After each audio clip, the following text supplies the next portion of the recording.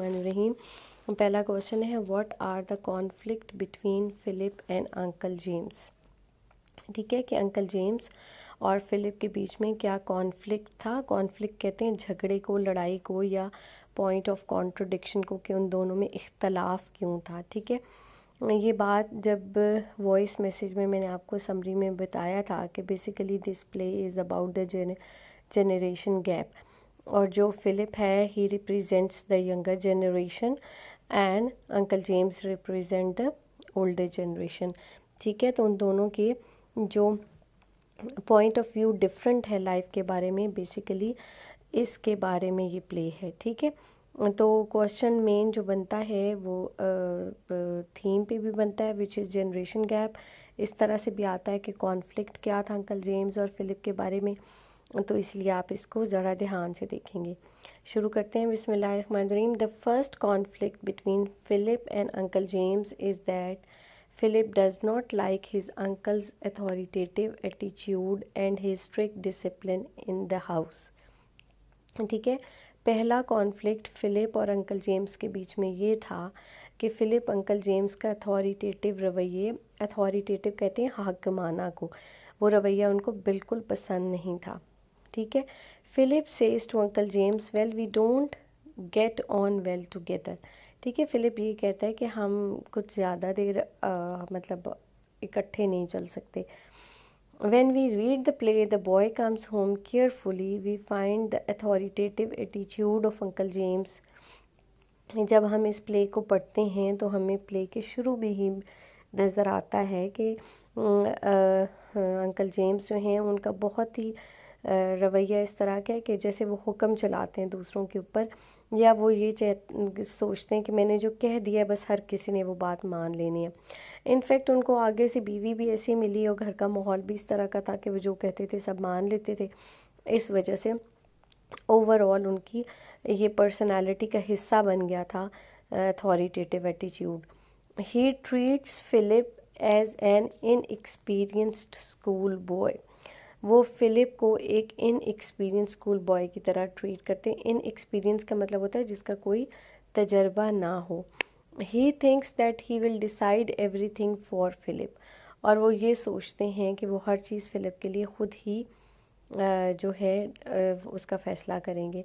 He says to Emily I have decided that the best thing he can do is to come into the business at once. और वो ये भी कहते हैं कि मेरा ख़्याल है कि सबसे अच्छा काम जो फ़िलिप को करना चाहिए वो अभी अभी उसे चाहिए कि वो हमारे बिज़नेस में फ़ौरन ही आ जाए। He further says he will fall in with my wishes. और वो मज़ीद ये भी कहते हैं कि फ़िलिप को मेरी तमाम ख्वाहिशें पूरी करनी चाहिए, या जो कुछ मैं चाहता हूँ उसको वैसे वैसे करना चाहिए।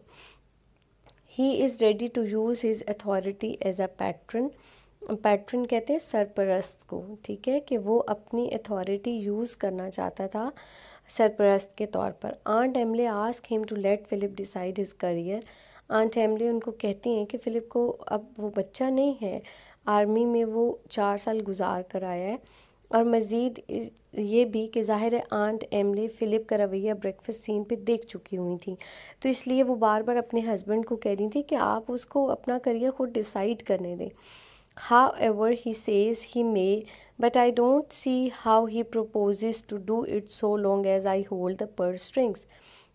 लेकिन वो अंकल जेम्स ये कहते हैं कि जब उसकी पर्स स्ट्रिंग मेरे हाथ में है तो वो मैं देखता हूँ कि वो क्या कर सकता है। पर्स स्ट्रिंग से यहाँ मुराद ये है कि फ़िलिप के पास सरपरस्ती थी, सॉरी जेम्स के पास सरपरस्ती थी फ़िलिप की।